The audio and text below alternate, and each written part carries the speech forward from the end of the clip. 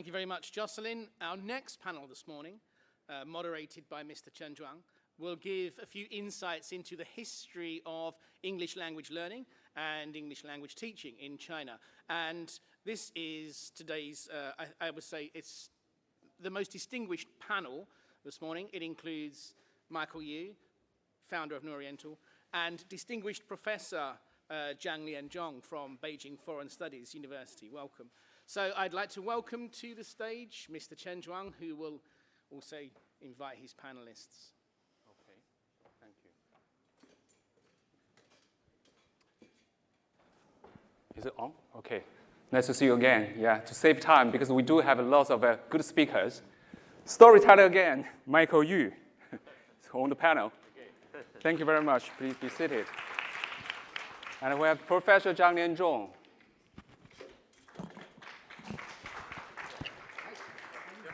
Two lovely ladies. We have one from Ms. Zhu Chunna, please. And then Sally, please come on stage. Thank you very much to be with us. And to save time, I really want to introduce them quickly.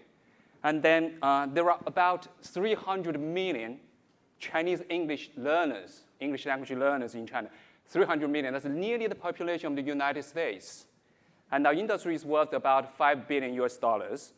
Now let me first introduce Michael. So simply put, Michael is my boss. Right? I don't need to do introduce anything more.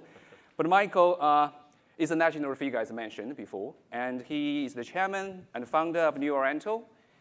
And Michael also sits on the top advisory body, the CPPCC of China, the national committee, which provides lots of key suggestions in the education sector in terms of the Chinese national education, which is quite important as well. And for many years, Michael has been doing quite a lot in order to support the whole person education in China. So in 1993, Michael started the school, New Oriental School, the Beijing New Oriental School, starting, as I mentioned, 13 students, and now we're growing massively. New Oriental went to New York to get listed back in 2006, which is the first of its kind, which also made history. And we're still continuing to do more and more. As I mentioned, for the past 12 months, from the number of 13 to the number of over 7 million student enrollments, that's still quite impressive. So this is Michael. We'll listen more from him directly. Professor Zhang Lian Zhong is in English education with Beijing Foreign Studies University. He has been teaching and doing English language research in the field of linguistics, language education, language testing, and teacher development for over 4 decades. Professor Zhang is also a consultant for British Council English teaching in China. Next, we have Ms. Zhu Chunna, who is the founder and CEO of Micro Language. Since the founding in 2012, Micro Language has become a key force of China's English language learning and a dual teaching provider for online live courses. It also launched a bilingual English language live study platform in public schools and training institutions. Last but not least is Sally Xie.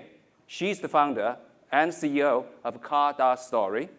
Launched in 2015, Kada Story focuses on providing early reading services for children 9 or under through the audio and visual picture books and audio stories. So these are the key figures which can give you a whole picture of the landscape of language learning, especially English language learning, as Mr. Yu has mentioned, how important it is, how important that changed the life, not only him, but also millions of students. So I want to quickly ask, may I ask Mr. Yu, tell us a story that you can remember, your experience in learning English. Can you share us with a story of your English language story? I think I've talked too much about, can you hear me? Sorry. I think I talked a lot about English learning already.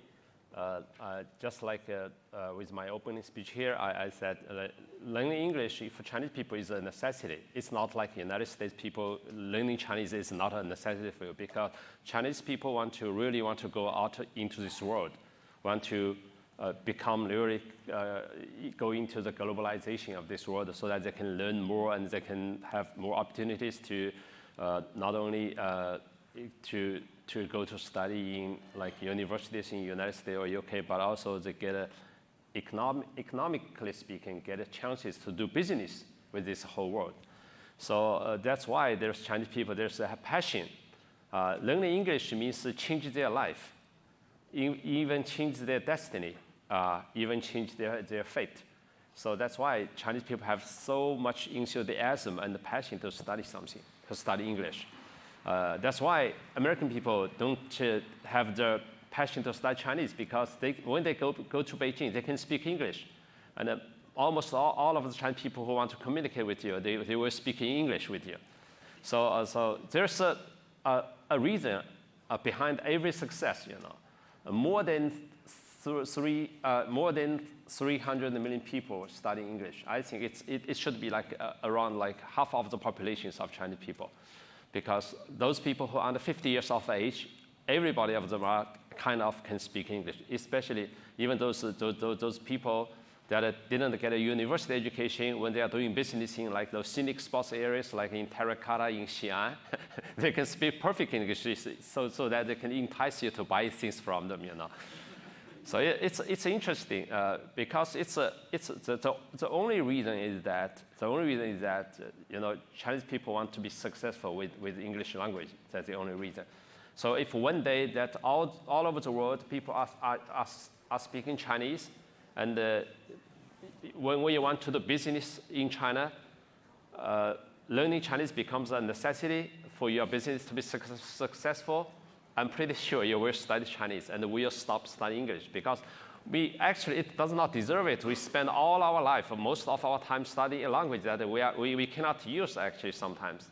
But still, it is crucial for us to change our life. If I'm not to study English, if I didn't go to university to study like language, then there will be no opportunity for me to set up Oriental, and there was no opportunity for me to take Oriental IPO in NASDAQ, in New York Stock Exchange. And most important of all, there is no opportunity for me here to stay here facing you guys, you know. And also there's no opportunity for me to be here. There's no opportunity for me to hire you, you know. Okay, Professor Zhang, you are a key figure and much more well-known in the English language learning community in China. Could you share us with the story of how you learned your English at your time? Okay, let me put it this way. I don't want to talk about my kind of personal or academic kind of background, whatever, because you mentioned about that. I'd rather give you three interesting, simple examples of how people learn English to prove the point that learning English is more than just learning, acquiring a foreign language.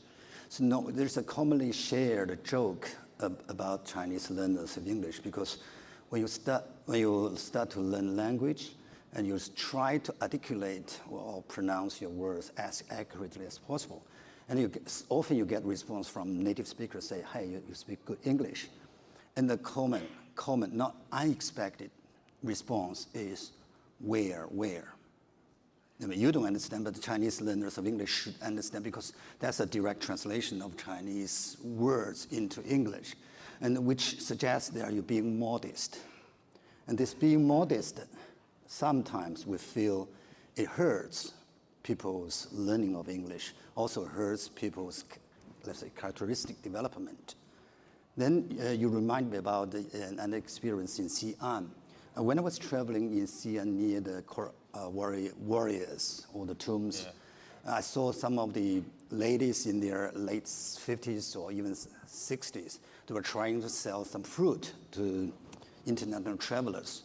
And they used the limited English in a very confident way. They say two things. One is chip.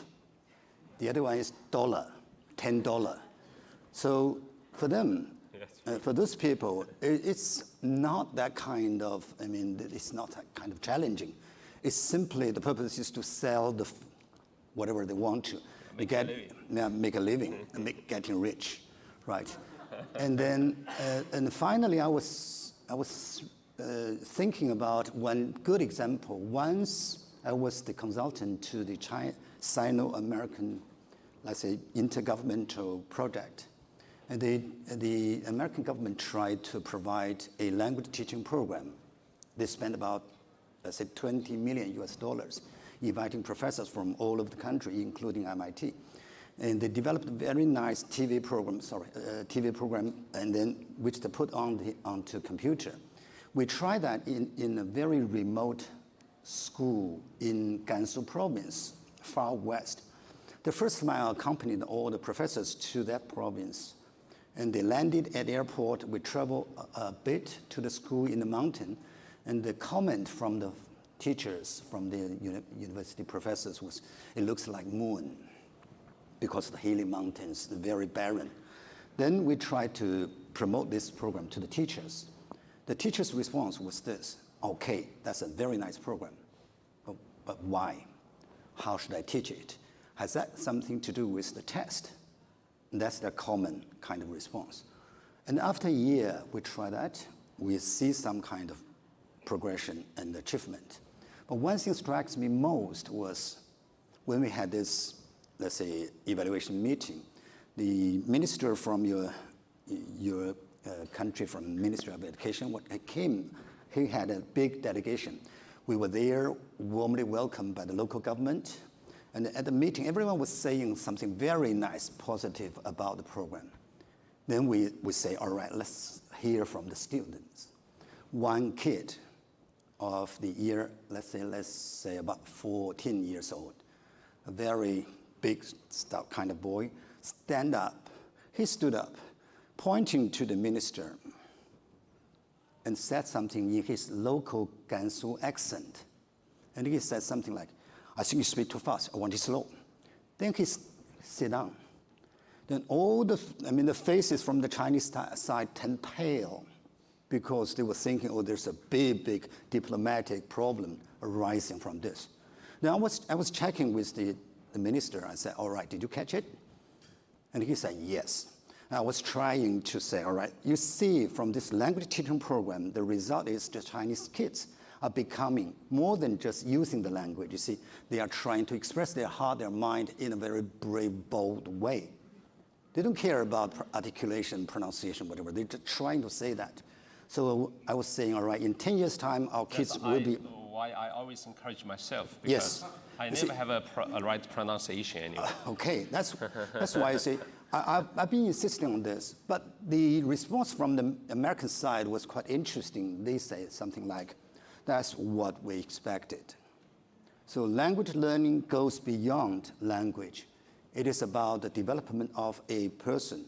This morning we heard from Mr. Yu. Yeah. This is a very good, wonderful example, right? So I would say that language learning, encouraging people to learn more about English, has a bigger meaning, significance, and impact on the learner in China particularly. Yeah. Thank you for sharing with us not only one vivid story, but many. And the language learning obviously is not the language per se, but obviously the culture, the personality, and also the insight that you can observe into this world. Chunna, may I ask, thank you, Mr. what's your Chen. Experience? Yeah. When I was a student, I can't help myself recalling how to get my first and most important dictionary when I was a secondary student. Back to about 30 years ago, my parents couldn't offer me to buy enough learning materials. My family's income was just 60 yen at that time. When it happened to find a very good Longman English to Chinese dictionary in the store before Spring Festival, I was really eager to get one, but it was 12 yens.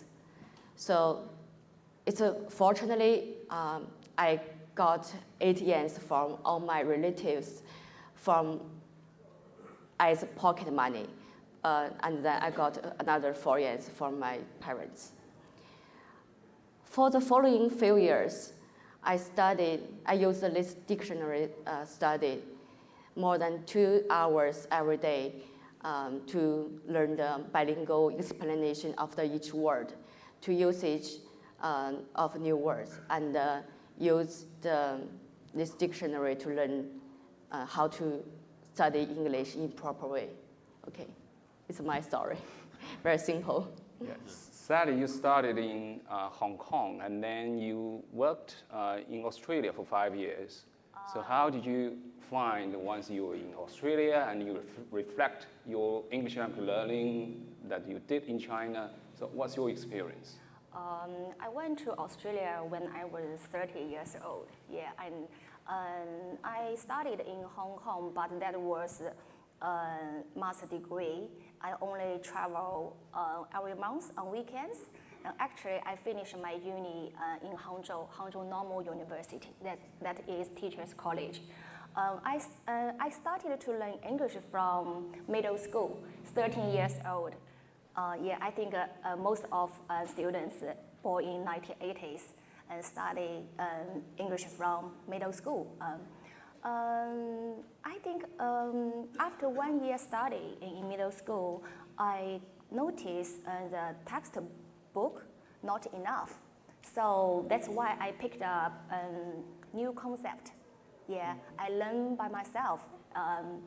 The new concept helped me to get a very solid grammar and vocabulary foundation. After I go to high school, American course called Family Album USA becomes very popular. So I also studied by myself. So this course focuses more on oral practice, daily life, and as well as Western cultures. So new concept and Family Album USA are two very important self-learning courses in my school life. Yeah. We are on stage talking about the topic of English language learning through generations, but I have to pointing out that we are taking English as an example, but actually we're talking about foreign language learning, to be frank. And more people are learning Chinese, vice versa, right now in other parts of the world. And then can I ask, I'm wondering, generations after learning English language for so many years, what has or has not changed in English language learning in China? Michael? Well, I think there's not really much change because the urge or the passion behind the English learning is the same actually, like today as like a lot more than like 40 years ago when I was learning English in my high school. Just like what I said, the main reason behind it is because English learning can make a change in people's life in China. So let's say like you can see that there's a big success of English learning in China already, because it's a national policy. Like English examination is required by the government for national entrance examinations, which is the first priority also. It's equal to mathematics and equal to Chinese language, the same score, you know. So that means like if you do not study English, even you cannot go to university in China. In China, you mean, not in the United States. Of course, if you want to come to the United States to study in universities, you have a better English language learning, like you have to pass TOEFL or IELTS, something like that. So you can see the achievement is obvious because everybody here on this panel and every panel of here, you can see Chinese people are speaking English to try to carry out their own ideas and what they think in their mind.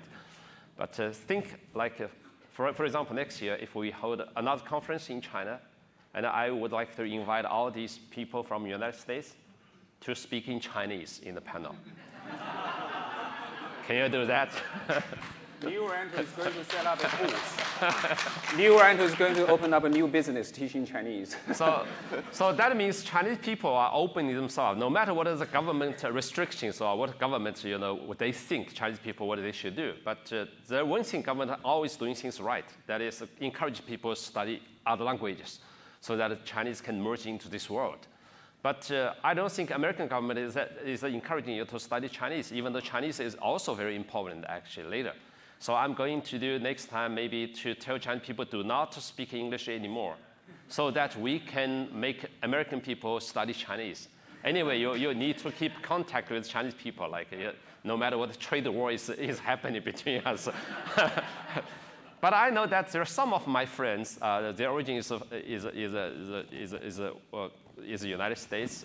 They are arranging their kids to study Chinese, every week almost. There are some elementary schools or middle school in the United States that also use Chinese as second language already. But I'm pretty sure, like looking into the future, into another 20 years, I think Chinese will become also very important for people to know, because anyway, China is a big economic body that if we want to make people rich on both sides, then language communication becomes, it's really a necessity. We are trying our best to study English, but I hope that American people, it's because behind the language, it's culture, it's an understanding of different nations. So I really hope, sincerely hope that American people can spend some time studying Chinese. You will find the beauty of Chinese characters, because each Chinese character actually is a picture, if you want to learn about that. So that means that it's a kind of efforts on both sides to make this world a better place to live in. Indeed. Yeah, indeed. I recall that when Mark Zuckerberg went to visit China, and he joined a lecture in Tsinghua University, and he spoke Mandarin. Although it took me some time to figure out he is speaking Mandarin because of the very weird Chinese tone. I was listening to him, even though his Chinese, it's very simple, sometimes makes mistakes, but it gives Chinese students, especially universities, such kind of, a huge surprise that American people, one of the biggest entrepreneurs like in the United States, are studying Chinese. That means Americans are very friendly to Chinese people, So very important if you guys speak some Chinese. If you can speak some Chinese on Chinese street, you will definitely not robbed by Chinese thief. Professor Zhang, we go back to the question. Your observation as an expert in English language learning, what has and has not changed after so many years English language learning in China? I think as Mr. Yu mentioned about, the passion for learning English, try to change one's life for a better life has not changed. The parents' expectations are even bigger, right? But what has changed, we say the new curriculum, new testing system, and the new textbooks, which are becoming more international. So that's really providing the context for a better language education reform in China. But then the teachers, some of them are changing, some of them are finding the time much harder because they were taught in the traditional way. Now they have to teach what Ms. Zhu mentioned about, it's a more communicative approach, more kind of thought-provoking approach. And instead of just teaching the language, they teach people to think in the language to become a more international person. That is more challenging, I think. But anyway, change and not change, I think, is happening at the same time. Yeah. Okay. So I want to give the question a bit of twist going to Chunna, because you're doing the language learning platform and technology quite important, and you are providing services not only to private but public institutions. How would you find the difficulties, obstacles for today's Chinese young children in learning English? Okay. China has the biggest population in the world, and we have more than 500,000 public schools. After more than 3 decades of educational reform, something happened in good in some cities and some schools. Also has some teachers, they have relaxed. They think more about students to practice their listening, reading, and writing, and speaking. So something it's really, they want to try, but our Chinese teachers, many Chinese teachers, they using a traditional way, and they cannot change too much. But nowadays, it's a very fast development of IT and technology, information technology, and almost public schools have been equipped with information devices. Everything changed, but the teacher cannot change very fast. Microlanguage, why microlanguage decided to do something right? We can have Chinese teachers to teach English and help Chinese students to learn English more effectively and more efficiently, and to finally help Chinese students to communicate with the world more confidently. Yeah, I'm aware of the time, although we have loads to share with the audience here.